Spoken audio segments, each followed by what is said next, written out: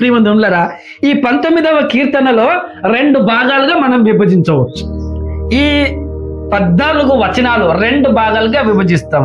మొదటి భాగం ఏంటంటే దేవుని యొక్క మహిమను వివరించే ఈ లోకం లేదా నేచర్ లేదా ప్రకృతి, దేవుడు కలగజేసిన సమస్తం కూడా దేవుని మహిమను వివరిస్తున్నది. ఇక రెండో భాగం ఏంటంటే దేవుని మాట పరిపూర్ణమైనది. God's word it is a perfect. అంటే దేవుని మాట, దేవుని యొక్క పలుకు, దేవుని యొక్క వాక్యము, దేవుని వాక్యమే దేవుని మాట, దేవుని ధర్మశాస్త్రము, దేవుని యొక్క శాసనాలు. అందుకే 7వ వచనం నుంచి 9వ వచనం వరకు మనము దేవుని మాటగా మనము చూస్తా ఉన్నాం. ఈ మొదటి వచనాల్లో మనం ఏం చూస్తున్నామంటే ఆకాశములు దేవుని మహిమను వివరించుచున్నవి, అంతరిక్షము ఆయన చేతి పనిని ప్రచురపరచుచున్నది, పగటికి పగలు రాత్రికి రాత్రి అని ఇట్లా రాస్తా ఉండి సూర్యుని గురించి రాశాడు. అంటే మనం ఈ లోకాన్ని చూసినప్పుడు లేదా ఈ ఆకాశాలు, ఈ విశ్వం మనం చూసినప్పుడు, లేదా ఈ అంతరిక్షము మనం చూసినప్పుడు, ఈ విశ్వం మనం చూసినప్పుడు ఇదంతా కూడా మనకి ఏం చూపిస్తుందంటే దేవుని యొక్క గొప్పతనాన్ని, దేవుని యొక్క ఔన్నత్యాన్ని, దేవుని యొక్క ప్రభావమును, దేవుని యొక్క మహిమను చూపిస్తూ ఉన్నాయి. రాత్రికి రాత్రి అంట, పగలుకు పగలు అంటే బోధ చేయుచున్నవి అంట. ఏం చేస్తున్నాయి చెప్పండి? బోధ చేయుచున్నవి అని 3వ వచనంలో ఏమన్నాడంటే వాటికి భాష లేదు. ఏం లేదు చెప్పండి? తర్వాత ఏమన్నాడు? మాటలు లేవు. భాష లేదు, మాటలు లేవు, వాటి స్వరము వినబడదు. ఇప్పుడు ఈ సృష్టిలో సృష్టించబడిన కొండలు గాని, పర్వతాలు గాని, చెట్లు గాని, చేమలు గాని, లేదా ఇదంతా కూడా మాట్లాడతాయా? మాట్లాడతాయా చెప్పండి? కళ్ళలో చెప్పండి. నా వైపు చూడి చాలా చాలా జాగ్రత్తగా వినండి. ఎవరో మొన్న ఒక యూట్యూబ్లో నేను చూశాను, 2 సైంటిస్టులు చెప్తా ఉన్నారు, వాళ్ళు చెట్లు మాట్లాడుకోవడం అనుకున్నారంట. మనం చూస్తే ఇక్కడ బైబిల్ ఏమంటుందంటే వాటికి భాష లేదు. కిందికి ఏం రాసుకొని వచ్చారంటే వాటి కొలనూలు భూమి అందంతటా వ్యాపించున్నాయి, లోక దిగంతముల వరకు వాటి ప్రకటనలు బయలు వెలుచున్నవి. అంటే భాష లేకపోయినా, మాటలు లేకపోయినా, స్వరము లేకపోయినా అది ఉన్నట్టుగా ఈ భూమి ఎంత వరకు విస్తరించి ఉందో, ఈ లోకము కట్టకడ చివరి వరకు ఎక్కడైనా దేవుని యొక్క మహిమను తెలుపుతా ఉన్నాయి. ఇప్పుడు దేవుడు కలగజేసిన సూర్యుడు ఉన్నాడు, ఆకాశంలో చంద్రుడు ఉన్నాడు, నక్షత్రాలు ఉన్నాయి, తర్వాత పెద్ద పెద్ద కొండలు, పెద్ద పెద్ద అడవులు, పెద్ద పెద్ద జీవులు, ఇవన్నీ ఉన్నాయి. వాటికి భాష లేకపోయినా, స్వరం లేకపోయినా, మాటలు లేకపోయినా వాటిని బట్టి మనకేం తెలుసు అంటే అరే దేవుడు ఇంకా ఎంత మహిమ ప్రభావం కలిగిన వాడు, దేవుడు ఇంత ఎక్కువగా అధికారం కలిగిన వాడు, దేవుడు ఇంకా ఎంత ఎక్కువగా జ్ఞానం కలిగిన వాడు. సూర్యుడు మాట్లాడలేడు, చంద్రుడు మాట్లాడలేడు, చుక్కలు మాట్లాడలేవు, విశ్వంలో ఏది మాట్లాడలేవు, కానీ వాటిని కలగజేసిన దేవుడు ఉన్నాడు అని అవి వివరిస్తాయి. వాటిని చూసినప్పుడు వాటికంటూ ఒక నిర్మాణకుడు ఉన్నాడు, వాటికంటూ ఒక కలగజేసిన వాడు ఉన్నాడు. దేవుని మహిమను అవి వివరిస్తున్నాయంట. మనము ప్రసంగం తీసుకొని భూదిగంతముల వరకు వెళ్తామో వెళ్ళమో మనకు తెలియదు. అడవుల్లో ఉన్నవారు, కొండల్లో ఉన్నవారు, ఎక్కడెక్కడో గుహల్లో ఉన్నవారు, భాష రాని వారు, చదువు లేని వారు, సంస్కృతి లేని వారు, బట్టలు కట్టుకోనని వారికి కూడా ఎవరు కనిపిస్తారు చెప్పండి? ఆకాశంలో సూర్యుడు కనిపిస్తాడు. రాత్రిలో ఎవరు కనిపిస్తారు చెప్పండి? నక్షత్రాలు కనిపిస్తాయి. వాటిని చూసినప్పుడల్లా వారికి ఏమర్థమవుతారే వీటిని కలగజేసిన వారు ఉండవచ్చు, దేవుడు అనేవాడు ఉండవచ్చు. అవన్నీ కూడా దేవుని సృష్టిలో ఒక భాగము. ఈ 19వ కీర్తనలో రెండో భాగం ఏమిటిదంటే దేవుని యొక్క మాట. ఏంటి చెప్పండి? దేవుని యొక్క మాట. వాటికి మాట లేదు, కానీ మన దేవుడు మాట్లాడే దేవుడు. ఓ తండ్రికి ఓ కుటుంబంలో సంతానము కలిగితే ఆ తండ్రి, ఆ తల్లి తమ పిల్లలతో ఏం చేయాలని ఆశపడతారు? సంభాషణ చేయాలని ఆశపడతారు, మాట్లాడాలని ఆశపడతారు, ఏదో చెప్పాలని ఆశపడతారు. కూడా తమ తల్లిదండ్రులతో మాట్లాడాలని దేవుడు ఆశపడతాడు. కానీ ఈ రోజుల్లో దేవుడు ఎన్నిసార్లు మాట్లాడినా పలకకుండా ఉండేవారు ఉన్నారు, ఎన్నిసార్లు మాట్లాడినా ఆయన యుద్ధకు రాని వారు ఉన్నారు, ఎన్నిసార్లు ఆయన ముచ్చటించిన, పలకరించిన, మాట్లాడిన, దర్శించిన రెస్పాన్స్ లేని వారుగా ఉంటున్నారు. మరి పరలోకపు తండ్రి కూడా మనల్ని అలాగే కోరుతాడు కదా. అరే నా పిల్లలు నా దగ్గరికి వచ్చి, లేదా వారు నడుస్తున్నప్పుడు, వారు పని చేస్తున్నప్పుడు, వారు పడుకుంటున్నప్పుడు, వారు లేచినప్పుడు ఏం చేయాలని కోరుతాడు? మాట్లాడాలని కోరుతాడు. కాబట్టి ఈరోజు మీరు ఇది ఒక్కటి నేర్చుకొని పోండి. అరే నా తండ్రితో నేను మాట్లాడాలి, నా దేవునితో నేను మాట్లాడాలి, సృష్టికర్తతో నేను ఏదైనా విషయమో చెప్పాలి. ఊరికే కళ్ళు మూసుకొని మోకలేసి ఒక ప్రార్థన చేసి వదిలేసేయకు, లేదా ఆదివారం ఏదో చర్చికి వెళ్ళేసి 2 పాటలు పాడి వదిలేసేయకు. నీ మనసులో ఉన్నది, నీ హృదయంలో ఉన్నది, నీ కుటుంబంలో ఉన్నది, నువ్వు చూస్తున్నది, నువ్వు ఆలోచిస్తున్నది, నువ్వు ఏదైనా వింటున్నది, ఏమైనా ఎదురవుతున్నది. ఇక్కడ చూడండి 7వ వచనంలో ఏమంటే, ఆయన నియమించిన ధర్మశాస్త్రము యథార్థమైనది. ఏం చేస్తుందంట? మన ప్రాణాలకు తెప్పరిల్ల చేస్తుంది. ఏం చేస్తుంది? తెప్పరిల్ల చేస్తుంది. చాలా జాగ్రత్తగా మీరు ఆలోచన చెయ్యండి. ఈ లోకములో జీవిస్తున్న వారు, ఈ లోకములో బ్రతుకుతున్న మనము, మనుషులందరిలో కూడా వారి ప్రాణాలకు ఒక రెస్ట్ అనేది, లేదా ఒక విశ్రాంతి అనేది, ఒక ఆనందం అనేది, ఒక సంతోషం అనేది దొరకట్లే,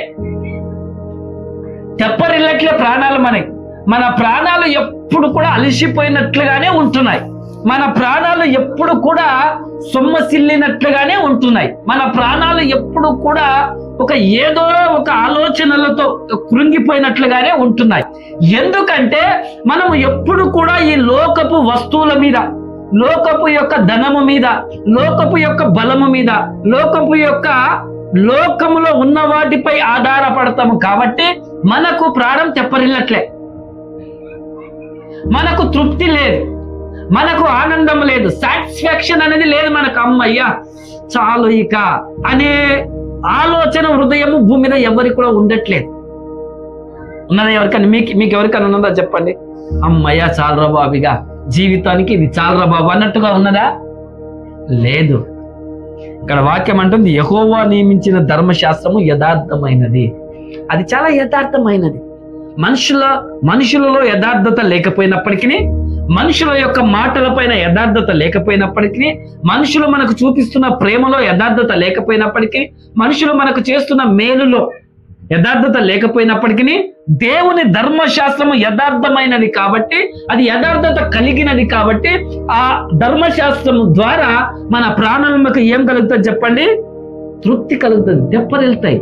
నీ ప్రాణము తెప్పరిల్లాలా, నీ ప్రాణము ఆనందించాలా, నీ మనసు ఉల్లసించాలా, నీ మనసు సంతోషించాలా అంటే యథార్థమైన దేవుని ధర్మశాస్త్రం పైన నువ్వు నమ్మకం పెట్టుకోవాలి.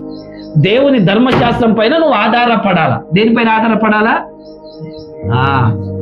భార్య మాట, భర్త మాట మనం వింటాము, ఆధారపడతాము. లేదా లోకస్తుల మాటలపైన చాలాసార్లు ఆధారపడతాం. లేదా ఇరుగు పొరుగు వారి యొక్క మాటలపైన మనం ఏం చేస్తాం చెప్పండి? భరోసా పెడతాం, నమ్ముతాం. వాటిలో యథార్థత ఉండొచ్చు, ఉండకపోవచ్చు. లోకములో ఏదైనా నమ్మకం కోల్పోతుందేమో. లోకంలో ఉన్న ఏ నియమమైనా, ఏ మాట అయినా, ఏ శాసనమైనా, శాసనం అంటే రూల్, ఒక రూల్ అనొచ్చు, ఏదైనా అది నమ్మకాన్ని కోల్పోతుందేమో, ఎంత నమ్మకం ఉంచినా ఫెయిల్ అవుతుందేమో. కానీ దేవుని శాసనము మాత్రము, ఈ బైబుల్ గ్రంథంలో రాయబడిన ప్రతి మాట, ప్రతి ప్రమాణము, అది ఏం చేస్తానన్నదో అది మాత్రము నమ్మకమైనదే.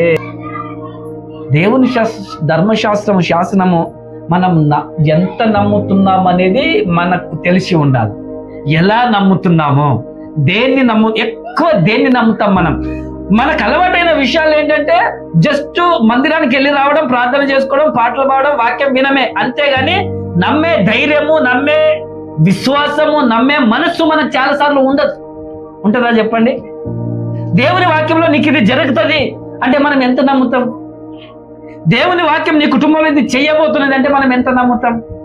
నీ లైఫ్ లో, నీ శరీరంలో దేవుని వాక్యం ఇది చేయబోతున్నది అంటే మనం ఎంత నమ్ముతాం? దేవుని వాక్యం అంటుంది, యెహోవా శాసనములు నమ్మదగినవి, అవి బుద్ధిహీనులకు జ్ఞానం పుట్టించును. నువ్వు లోకంలో ఎంత చదివినా నీకు జ్ఞానము రాదు.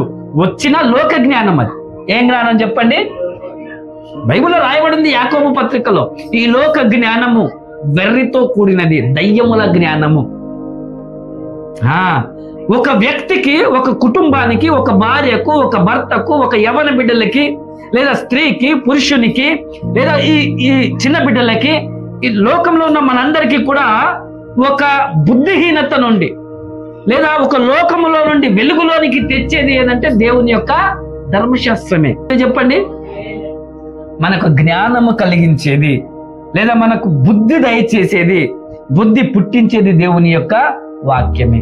ఈరోజు చూడండి, దేవుని వాక్యము యొద్దకు రాక, దేవుని వాక్యము చదువుకొనక, దేవుని వాక్యం మీద నమ్మకం పెట్టక, దేవుని వాక్యం మీద విశ్వాసం పెట్టక, దేవుని వాక్యము వినక, అది మనసులో పెట్టుకోక, హృదయంలో పెట్టుకోక ఎంత తప్పిపోతున్నామంటే, ఎంత అవివేకముగా జీవిస్తున్నామంటే, ఎంత బుద్ధిహీనముగా మాట్లాడుతున్నామంటే, ఎంత బుద్ధిహీనముగా జీవిస్తున్నామంటే పాడైపోతున్నాం, నాశనం అయిపోతున్నాం గాక.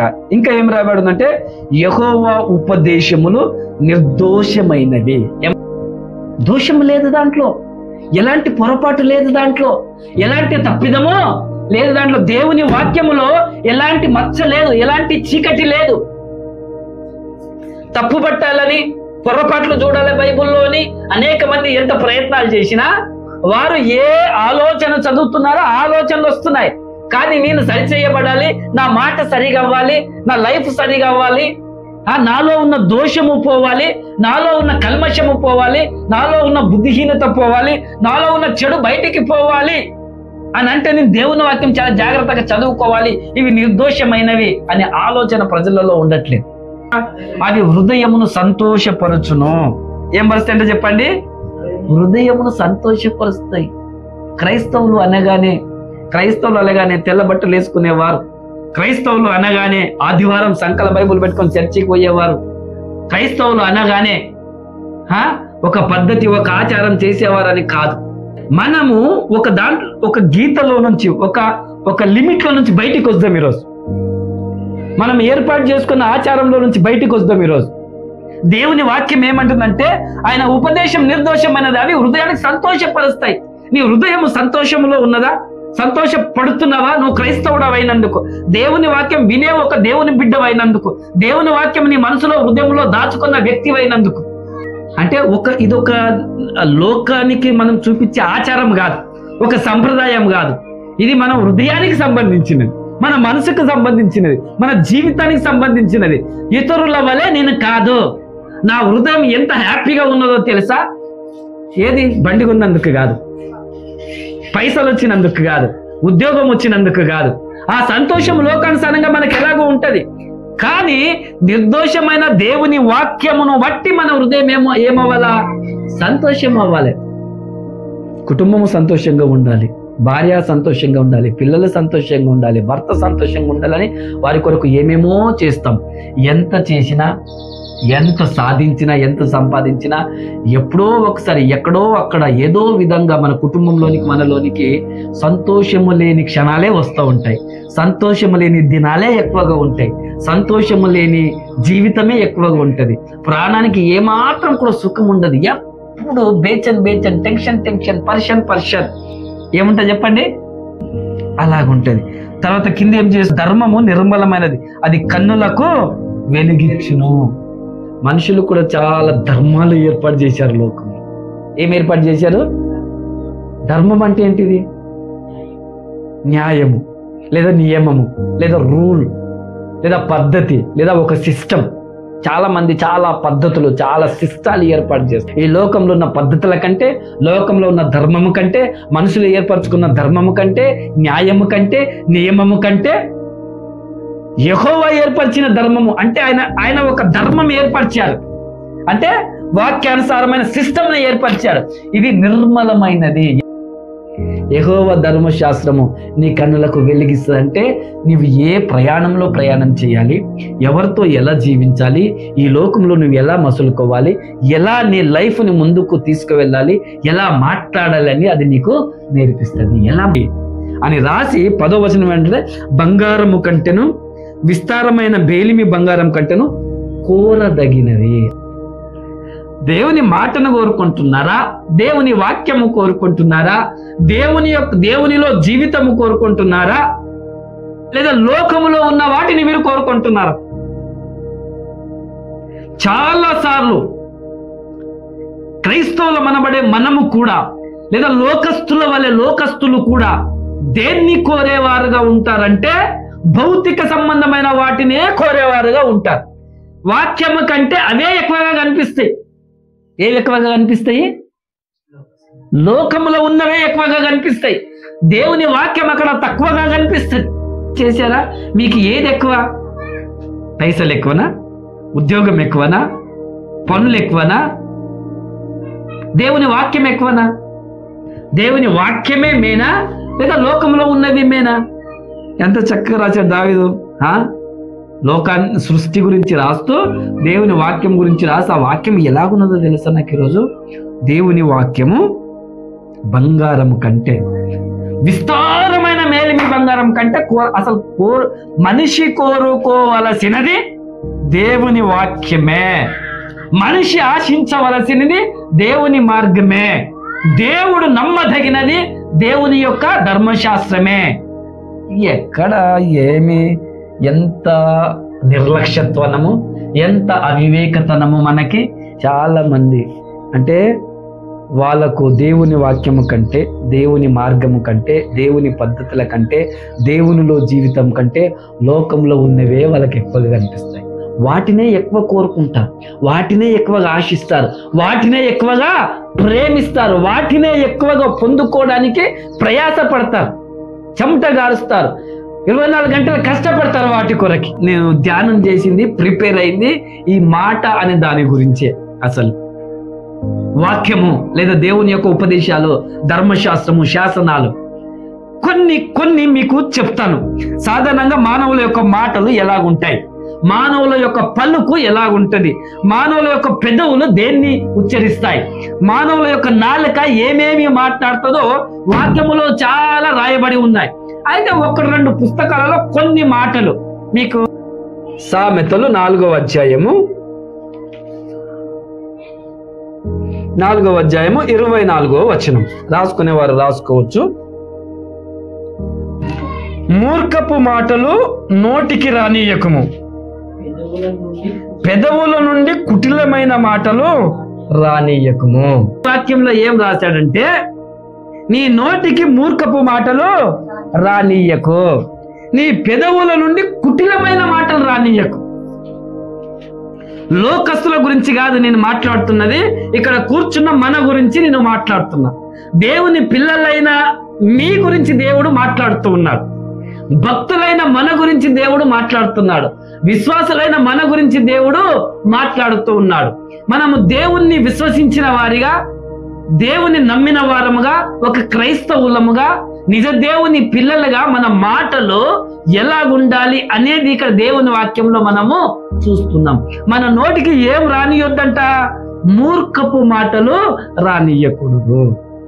ఈ సామెతల గ్రంథంలో మనం చాలా చూస్తే మూర్ఖపు మాటలు, భక్తిహీనుల మాటలు, కుటిలమైన మాటలు, కూట సాక్షి మోసపు మాటలు, కత్తిపోటు వంటి మాటలు. స్వరము వినబడేది మనదే. మనుషులకి దేవుడు ఒక ప్రత్యేకమైన వరం ఇచ్చాడు. హల్లెలూయా. ఏమిచ్చాడు చెప్పండి? వరం ఇచ్చాడు. ఒకసారి యాకోబు పత్రిక తీయండి. యాకోబు పత్రిక 3వ అధ్యాయము 2వ వచనం చదవండి అమ్మా. అనేక విషయములలో మనమందరము తప్పిపోవుచున్నాము. ఏమైతున్నాం చెప్పండి? తొట్టిల్లుచున్నాము. చూడండి ఎట్లా రాశాడంటే అనేక విషయాలలో మనమందరము కూడా తప్పిపోతున్నాం. ఏమైపోతున్నాం చెప్పండి? తప్పిపోతున్నాము. ఎవడైనను మాట యందు తప్పని ఎడల అట్టివాడు లోపము లేనివాడై తన సర్వ శరీరమును స్వాధీనమందుంచుకున్న శక్తి గలవాడాగును. నెక్స్ట్ చదువు. గుర్రములు మనకు లోబడుటకై నోటికి కళ్ళెము పెట్టి వాటి శరీరం అంతా త్రిప్పుదుము కదా. ఓడలను కూడా చూడుడి, అవి ఎంతో గొప్పవై పెనుగాలికి కొట్టుకొని పోబడినను ఓట నడుపువాని ఉద్దేశం చొప్పున మిక్కిలి చిన్నదగు చుక్కాని చేత త్రిప్పబడును. అలాగుననే నాలుక కూడా చిన్న అవయవమైనను బహుగా అదిరిపడును. ఎంత కొంచెము నిప్పు ఎంత విస్తారమైన అడవిని తగులబెట్టును. నాలుక అగ్నియే. నాలుక మన అవయవములో ఉంచబడిన పాప ప్రపంచమై సర్వ శరీరమునకు మాలిన్యము కలగజేయుచు ప్రకృతి చక్రమునకు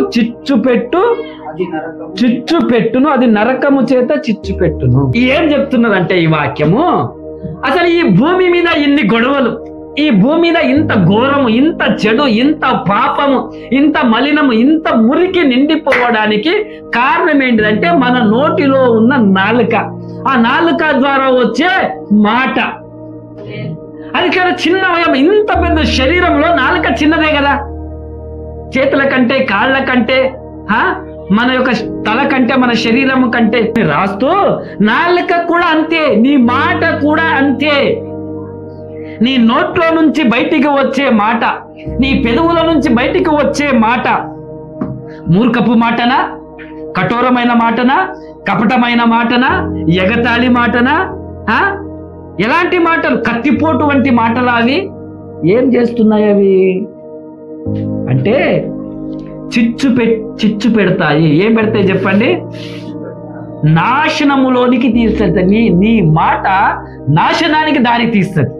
పాప ప్రపంచం అంట మన నాలుక, మన మాట. అసలు పాపం ఎలా పెరిగిపోయింది చెప్పండి? ఎలా పెరిగిపోయింది చెప్పండి?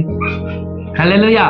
ఒక చిన్న మాట, అపవాది ఆదాము దగ్గరికి వచ్చి ఒక చిన్న మాట అన్నది. ఏమన్నది? ఇది నిజమా? నీకు దేవుడు ఏమైనా చెప్పాడా? ఈ పండు తినొద్దని చెప్పాడా? అంటే చూడండి, సర్వ శరీరము అంటే ఈ హోల్ బాడీ దేని ద్వారా కల్మషం అయిపోతుందంటే నోట్లో ఉన్న చిన్న నాలుక ద్వారా కల్మషం అయిపోతుంది. దేవుని పిల్లలము మనం ఎప్పటికప్పుడు పవిత్రపరచుకునవలసిన అవయవాలు మనలో దేవుడు ఉంచాడు. లోకంలో నిండిపోయేదంట, రాజ్యాల్లో నిండిపోయేదంట, లోకమంతా కూడా దేని ద్వారా పాపంతో నిండిపోయిందంటే మనిషిలో నుంచి వచ్చే ఈ నాలుక ద్వారా మాటలను బట్టి. చాలా జాగ్రత్తగా మనం దేవుని సన్నిధికి వస్తూ, దేవునిలో జీవిస్తూ, దేవుణ్ణి వెంబడిస్తూ, దేవుణ్ణి నమ్ముతూ, క్రైస్తవులుగా పిలువబడుతూ, విశ్వాసులుగా పిలువబడుతున్న మనము మన మాట చాలా జాగ్రత్తగా బయటికి వదలాలి. ఒక్కసారి మనం మాట్లాడామంటే తిరిగి దాన్ని తీసుకోలేము, సర్దగలమేమో. కానీ తిరిగి ఆ మాటను మాత్రము ఒక్కసారి ఆ అడవి తగలబడ్డ తర్వాత ఏం చేస్తాం చెప్పండి? చూడండి, కొంతమంది కుటుంబాలు తగలబడిపోతూ ఉంటాయి. భార్యాభర్తల మధ్యలో ఎన్నో పోరులు. దేన్ని బట్టి? వారు మాట్లాడే మాటలను బట్టి. అన్నదమ్ముల మధ్య దేన్ని బట్టి? వారు మాట్లాడుకునే మాటలను బట్టి, ఆ తప్పుడు మాటలను బట్టి, గర్వపు మాటలను బట్టి, గొడవపు మాటలను బట్టి. ఇంటి పక్కలకు మనకి ఎందుకు పడదు? మాటలను బట్టి. హల్లెలూయా. అసలు కొట్లాట ఎట్లయితే చెప్పండి మీరు? జగడాలు ఎట్లయితే చెప్పండి? గొడవలు ఎట్లయితే చెప్పండి? మనం ఆడే మాటలను బట్టి అవుతాయి. ఆయన ఏమన్నాడంటే, నాలుకను కంట్రోల్ చేసుకోగలిగితే, నీ పెదవులను మూసుకోగలిగితే, నీ పలుకు జాగ్రత్తగా చూసుకోగలిగితే, ఒక పట్టణము కాపాడగలిగిన వానికంటే గొప్పవాడవును. ఒక దేశము కాపాడే సోల్జర్ కంటే గొప్పవాడవును. ఫస్ట్ నీ సర్వ శరీరాన్ని నువ్వు కాపాడుకో. ఏం చేసుకో? సాధు చేసుకో, అభ్యాసము చేసుకో, అలవాటు చేసుకో, నేర్చుకో. నువ్వు దేవుని మాటలు పవిత్రమైనవి. దేవుని మాట ఏమైంది చెప్పండి? చాలా చాలా పవిత్రమైనది. తర్వాత 119, 147లో ఏం రాయబడిందంటే, యెహోవా మాట స్వచ్ఛమైనది. ఏమైంది చెప్పండి? పవిత్రమైనది, స్వచ్ఛమైనది. దేవుని మాట చాలా పవిత్రమైనది. ఆయన మాట ఎన్నడూ తప్పని వాడు. ఆయన మాట తప్పి పోదు. ఆకాశము గతించిన, భూమి గతించిన, ఆయన మాట ఎప్పుడూ గతించదు. ఆయన మాట సెలవిస్తే అద్భుతాలు జరుగుతాయి. నీ జీవితంలో దేవుడు మాట్లాడితే నీకు అద్భుతం జరుగుతుంది. ఏమీ లేనప్పుడు దేవుడు నోటి నుంచి ఒక మాట పలికాడు, భూమి కలుగును గాక. భూమి ఏమైంది చెప్పండి? ఎగ్జిస్ట్ లోనికి వచ్చేసింది, ఉనికిలోనికి వచ్చేసింది, కనబడ్డ భూమి వచ్చేసింది. ఆకాశం కలుగును గాక అంటే ఆకాశము కలిగింది. వింటున్నారా? ఈ విశ్వంలో జంతువులు కలుగును గాక, వృక్షాలు కలుగును గాక అంటే కలిగినవి. యేసు ప్రభు పరిచర్య చేస్తున్న దినాల్లో యేసు ప్రభు దగ్గరికి వచ్చిన జనాలకు యేసు ప్రభు ఎన్నో పలికాడు, ఎన్నో చేశాడు. దయ్యం పట్టిన వారికి ఒక మాట పలికితే వారిలోంచి దయ్యము వెళ్ళిపోయింది. కుంటి వాడికి నువ్వు కుంటికాలు బాగా ఉన్నగాక అని ఒక మాట పలికితే వారి కుంటికాలు సరిచేయబడ్డది. నేర్చుకోండి. ఏమన్నా కలగాలి, అద్భుతం జరగాలి, సూచకార్యాలు జరగాలి అంటే దేవుని మాట మనకు తప్పకుండా కావాలి. మరి మనం కూడా మార్చుకోవాలి కదా. మీరు వింటున్నారు కానీ ఇంట్లో అలా ప్రవర్తించట్లే. ఇంట్లో తల్లిదండ్రులతో మాట్లాడేటప్పుడు కానీ, స్నేహితులతో మాట్లాడేటప్పుడు కానీ, బంధువులతో మాట్లాడుతున్నప్పుడు కానీ, పొరుగు వారితో మాట్లాడుతున్నప్పుడు కానీ, క్రైస్తవులకు దేవుడు చెప్తున్న ఒక నియమం, దేవుడు మనకు చెప్తున్న ఒక విషయం ఏంటిదంటే, ఇగో మీరు ఎప్పుడు మాట్లాడినా, ఎవరితో మాట్లాడినా, అన్నదమ్ములు మాట్లాడినా, అక్క చెల్లెళ్ళు మాట్లాడుకున్నా, మీరు స్నేహితులు మాట్లాడుకున్నా, భార్య భర్తలు మాట్లాడుకున్నా, మీరు ఎవరన్నా మాట్లాడుకోండి, ఎట్టుండాలో తెలుసా? మీ సంభాషణ, మీ పలకరింపు ఎలాగ ఉండాలో తెలుసా? మీ ముచ్చట్లు ఎలాగ ఉండాలో తెలుసా? వింటున్నారా మీరు? ఎట్టుండాలో తెలుసా మాటలు? నువ్వు కోపంతో, నాకు కోపం వచ్చింది కాబట్టి ఎట్లా మాట్లాడినా అది కుదరది క్రైస్తవులకి. నాకు బాగా ఆకలైంది కాబట్టి ఎట్లా మాట్లాడినా అయినా కుదరదు.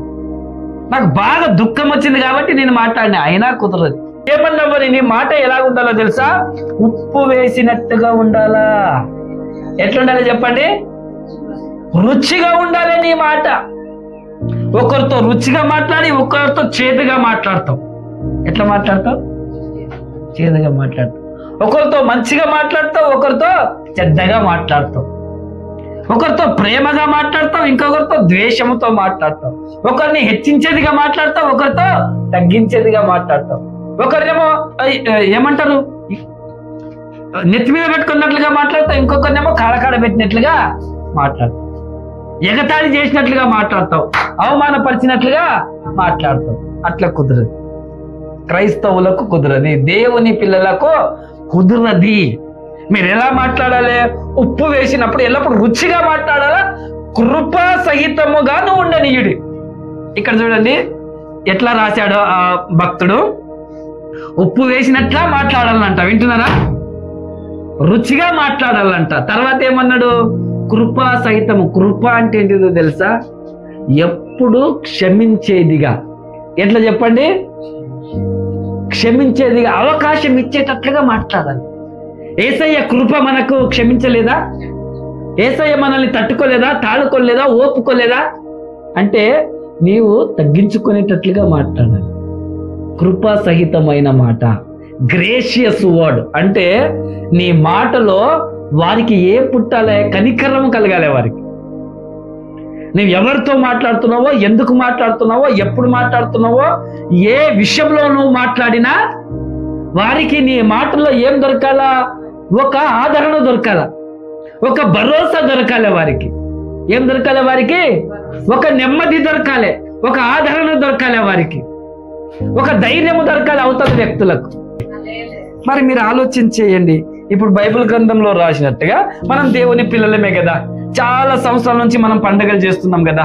చాలా సంవత్సరాల నుంచి మనము మందిరాలకు వస్తున్నాం కదా. చాలా సంవత్సరాల నుంచి ప్రార్థన చేస్తున్నాం కదా. మన అందరం కూడా ఇంత పొడవు ప్రార్థన నుంచి మనం చేస్తాం కదా. బైబిల్ పట్టుకొని చక్కగా మందిరానికి వెళ్తాం కదా. మంచిగా పాటలు పాడతాం కదా. అందుకే యాకోబు పత్రిక 3వ అధ్యాయంలో అదే రాశాడు. ఒక్క జల నుండియే మంచి నీళ్లు, ఒక్క జల నుంచే చేదు నీళ్ళు వస్తాయా? ఉప్పు నీళ్ళు వస్తాయా? వస్తే ఉప్పు నీళ్ళన్నా రావాలా, లేకుంటే మంచి. మరి ఒక్క నోటి నుండి తప్పుడు మాటలు ఒకసారి, మంచి మాటలు ఒక్కసారి ఎలాగొస్తున్నాయి? చెల్లితో మాట్లాడినా, స్నేహితులతో మాట్లాడినా, బయటి వారితో మాట్లాడినా, ఒక త్రాగుబోతు దగ్గర ఉన్నప్పుడు మాట్లాడినా, ఒక తిరుగుబోతు దగ్గర ఉన్నప్పుడు మాట్లాడినా, నిన్ను తిట్టినంతో మాట్లాడినా, నిన్ను కొట్టినంతో మాట్లాడా, నిన్ను అవమానపరిచినంతోనే నువ్వు మాట్లాడాల్సి వచ్చినా, నీకు పడని వానితోని కూడా నువ్వు మాట్లాడాల్సి వచ్చినా, నీ మాట అవతలి వ్యక్తి వల్ల ఉండకూడదు. ఎట్లా ఉండకూడదు? బుద్ధి లేని మాటలు ఉండకూడదు, జ్ఞానము లేని మాటలు రాకూడదు నీలో నుంచి, మూర్ఖపు మాటలు నీలో నుంచి రాకూడదు. నీ ద్వారా ఇతరులకు మేలు కలగాలి, నీ ద్వారా ఇతరులకు ఆదరణ కలగాలి, నీ ద్వారా ఇతరులకి ప్రయోజనం కలగాలి, నీ ద్వారా ఇతరులకు క్షేమము కలగాలి, వారు సంతోషపడాలి. వావ్, దీంతో మాట్లాడితే తప్పకుండా నాకు ఒక ధైర్యం వస్తుందిరా.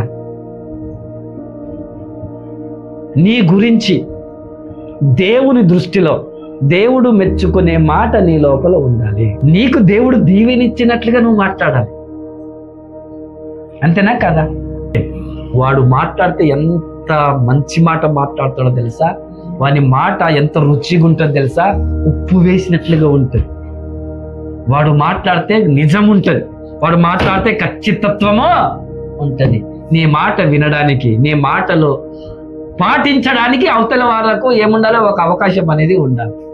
మీరు నేర్చుకోండి. నేను వింటూ ఉంటాను మన ఇళ్లలో, మీరేం కొత్తోళ్ళు కాదు.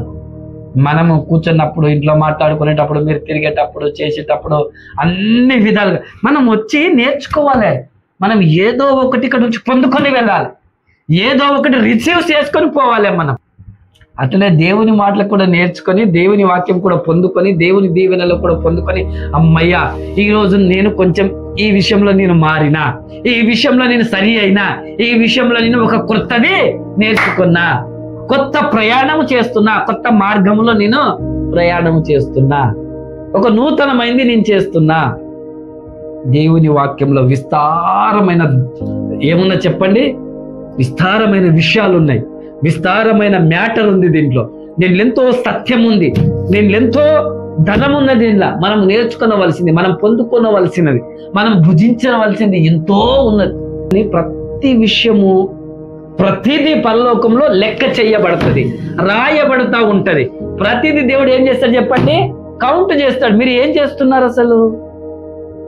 భూమి మీద ఎంత చేశారు మీరు? ఎప్పుడెప్పుడు ఏం మాట్లాడారు? ఎప్పుడెప్పుడు ఏం ఆలోచన చేశారు? ఇంట్లో ఎట్లా ఉన్నారు? స్కూల్లో ఎట్లా ఉన్నారు? భజని బండి మీద పోయేటప్పుడు ఏం ఆలోచించావు? నువ్వు ఒక్కడు ఉన్నప్పుడు ఏం ఆలోచన చేస్తావు? నలుగురు ఉన్నప్పుడు ఏం ఆలోచన చేస్తావు? అదిగో అది దేవుడు రాయడు. తబల నువ్వు ఎంత కొట్టావు? తబల కొట్టినందుకు పరలోకం ఇవ్వడు, చరణం కొట్టినందుకు కూడా పరలోకము ఇవ్వడు. నేను ఏదో ప్రతి ఆదివారం మీకు నిలబడి వాక్యం చెప్తున్నందుకు నాకు పరలోకం ఇవ్వడు, నాకు దీవెన ఇవ్వడు. మీకు అర్థమవుతున్నదే? నాకు మేలు ఇవ్వడు, ఆశీర్వాదం ఇవ్వడు. నా జీవితమును బట్టే. దేన్ని బట్టి చెప్పండి? అదే నేర్చుకోవాలా. నేను ఆడే మాటలను బట్టి పరలోకంలో రాయబడతా ఉంటే పుస్తకాలలో, భార్యతో ఏం మాట్లాడతా, బంధువులతో ఏం మాట్లాడతా, స్నేహితులతో ఏం మాట్లాడతా, పెద్దవారితో ఎలా మాట్లాడతా, చిన్నవారితో ఎలా మాట్లాడతా, నాకంటే పెద్ద వయసు. ఈ రోజులైతే మీకు అసలు మర్యాదలే లేవు. ఒక టీచర్తో ఎలా మాట్లాడాలి, ఒక పాస్టర్తో ఎలా మాట్లాడాలి, ఒక గురువుతో ఎలా మాట్లాడాలి, ఒక అక్కతో, ఒక చెల్లితో. అరే నాకంటే ఈయనది పెద్ద వయసు కదా, చిన్న వయసు కదా, ఓ తమ్ముడు కదా, ఒక అక్క కదా, ఒక తాత కదా, ఒక అవ్వ కదా, ఈమె తల్లి కదా, కన్న తల్లి కదా, కన్న తండ్రి కదా.